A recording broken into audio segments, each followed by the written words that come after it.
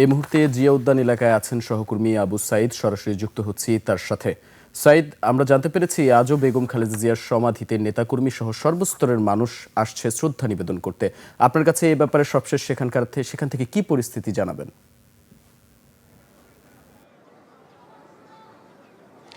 দীপু, আমি এই মুহূর্তে দাঁড়িয়ে আছি ঠিক জিয়া উদ্যানে। জিয়া উদ্যানে আসলে সকাল থেকে আমি এসে যেমনটি লক্ষ্য করেছি, এখানে নেতাকর্মী যারা আছেন, বিভিন্ন শ্রেণী পেশার মানুষ যারা আছেন, তারা কিন্তু এখানে শ্রদ্ধা জ্ঞাপন করতে এসেছেন। আমরা যেমনটি লক্ষ্য করেছি, বেলা 11টার দিকে দলটির কিন্তু সিনিয়র যুগ্ম মহাসচিব রুহুল কবির রিজভী তিনি এসেছিলেন এবং তিনি মহিলা দলের পক্ষ থেকে যে শোক শ্রদ্ধা নিবেদন ছিল সেখানে তাদের সাথে তিনি কিন্তু এসেছিলেন এবং পরে সেখানে তিনি যেমনটি বলেছেন যে আসলে তারেক রহমান তিনি কিন্তু বেগম খালেদা জিয়া এবং তার বাবা জিয়াউর রহমানের যে দেখানো যে পথ রয়েছে সেই পথ অনুসরণ করেই কিন্তু দেশকে সামনের দিকে এগিয়ে নিয়ে যাবেন। এবং আমরা যেমনটি আসলে লক্ষ্য করেছি যে ঠিক সকালে ভোরে যে সময় কুয়াশা আচ্ছন্ন ছিল সেই সময়ও কিন্তু নেতাকর্মীরা এখানে এসেছেন এবং নেতাকর্মীরা এখানে এসে ফুলের শ্রদ্ধা জানাচ্ছেন এবং বেগম জিয়ার সাথে আসলে দীর্ঘদিন যাদের রাজনীতি করেছেন বা বেগম জিয়াকে দেখেছেন কাছে থেকে বা দূর থেকে, বেগম জিয়ার যে অনুপ্রেরণা বা সেই আদর্শে তারা রাজনীতি করেছেন, তারা এখানে আসছেন, সেই স্মৃতিচারণ করছেন।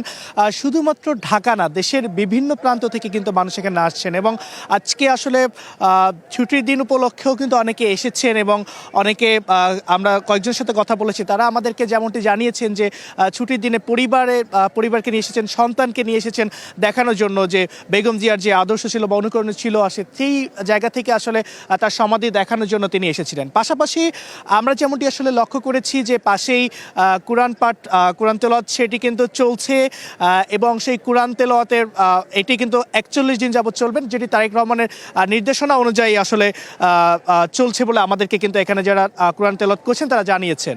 পাশাপাশি আসলে এই মুহূর্তে আপনারা যেমনটি দেখতে পাচ্ছেন, সাবেক রাষ্ট্রপতি জিয়াউর রহমান এবং সাবেক প্রধানমন্ত্রী বেগম খালেদা জিয়া তাদের যে সমাধিস্থল রয়েছে, সমাধি ঘিরে কিন্তু আসলে মানুষের যে ভিড় সেটি আমরা আসলে সকাল থেকেই এখানে কিন্তু লক্ষ্য করেছি।